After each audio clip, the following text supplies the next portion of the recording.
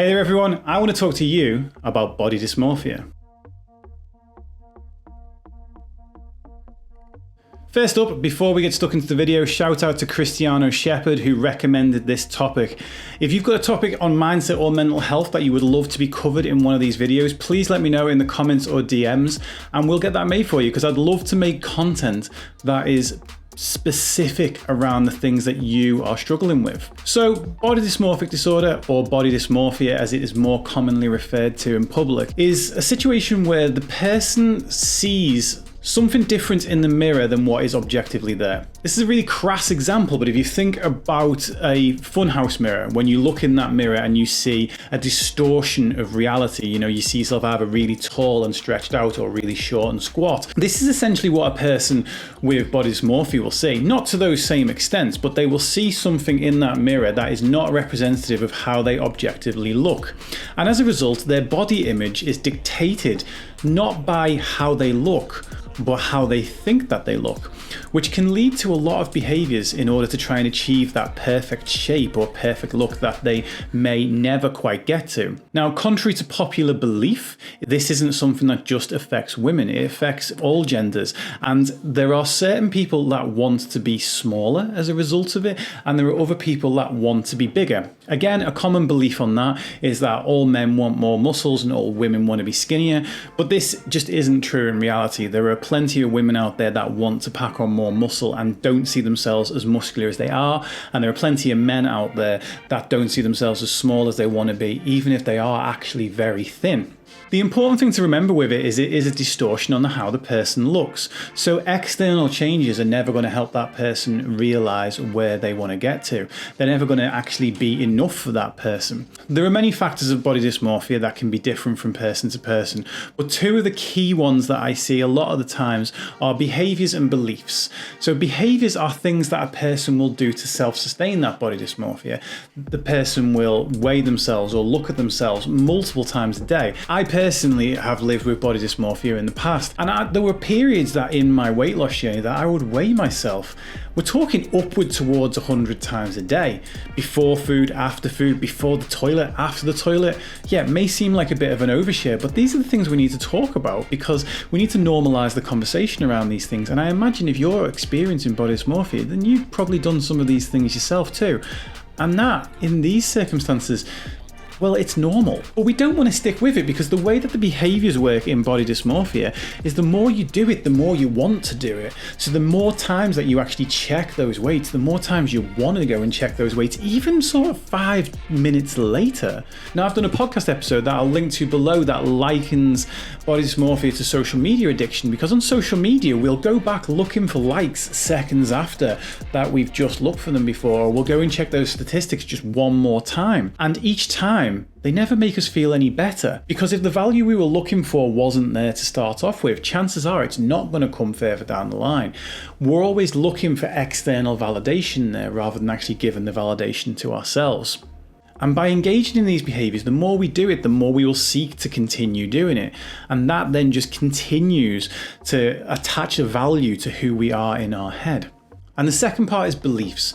For me growing up, my brother and dad pretended I was invisible, so I began to believe that I was invisible. And I acted in a way that was, well, I'm going to prove to you that I'm not. I made myself obese by overeating with an eating disorder. It was an eating disorder that got me to that point, but often eating disorders and body dysmorphia go hand in hand. For me, it was about making myself as visible as possible, and that meant putting on weight. Didn't realize this at the time. It's only retrospectively that I'm able to kind of look at this now. But I would be loud, I would try to be noticed. And then for me, when I got on my weight loss journey, it turned out that people paid more attention to me and gave me more compliments when I was losing weight than when I was gaining it. I made myself visible that way, and as a result, I was looking for that approval from other people. Those compliments from other people became like a drug to me. I needed them over and over again. And then when that happens, we become very vulnerable because we place our happiness on other people's opinions of us, but still our own opinion of ourselves hasn't changed. The thing we are looking for is self-esteem, and self-esteem needs to come from ourselves. It can't come from external sources. It will only always be just one of these sort of hits of confidence that comes and goes, whereas that self-esteem is something that begins to last. With our beliefs, I went through a lot of cognitive behavioral therapy and neuro-linguistic programming to actually help change my beliefs about myself. But if you want to start building your self-esteem right now off watching this video, what you can do is think about this. We're told as kids not to brag, not to show off, not to boast. And instead of kind of just going, yeah, right, okay, I won't be a show-off, we go all the way in the opposite direction and we go hard in on self-deprecation.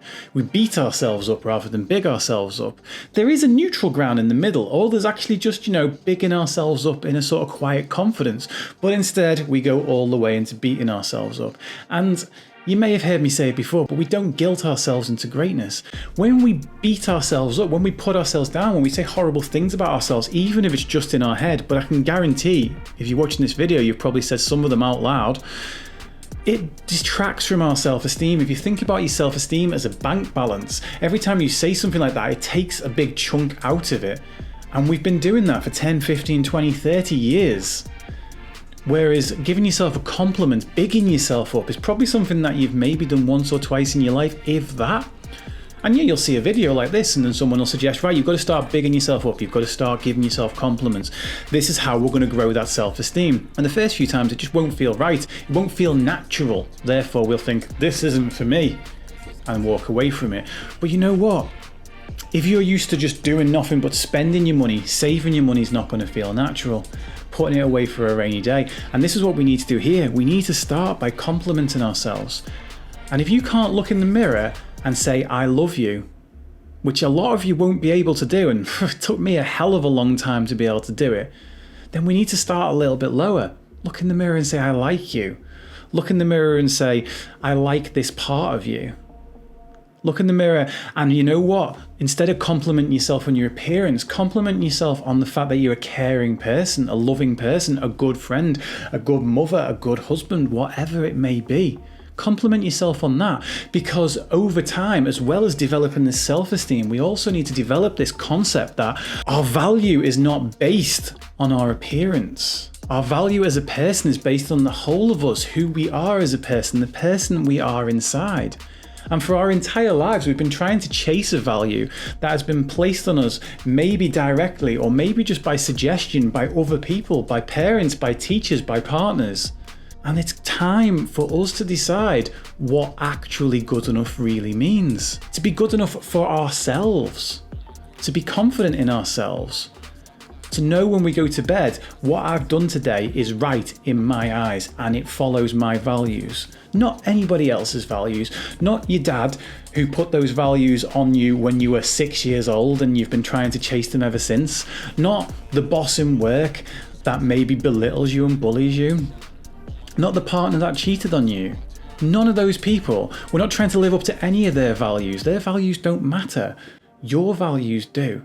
And this is it once more, self-esteem. Because believe me, I've gone from being morbidly obese on the BMI scale to being physically classed as anorexic because of the speed in which I lost weight. And you know what? My value in myself, my criticalness of myself went up as my weight came down. I hated myself more at that lower weight. I picked out more of my flaws at that lower weight than I ever did at the top weight.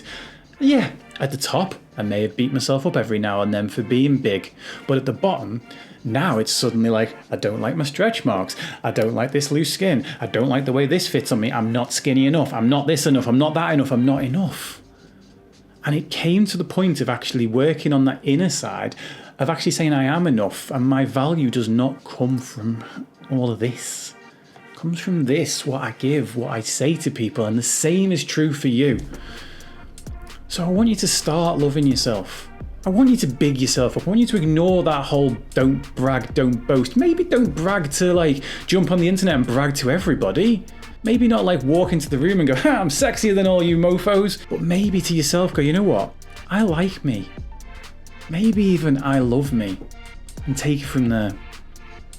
Reduce the behaviours, change the beliefs. As always, I hope you've got a lot of value from this video, and if you have, please hit that subscribe button below.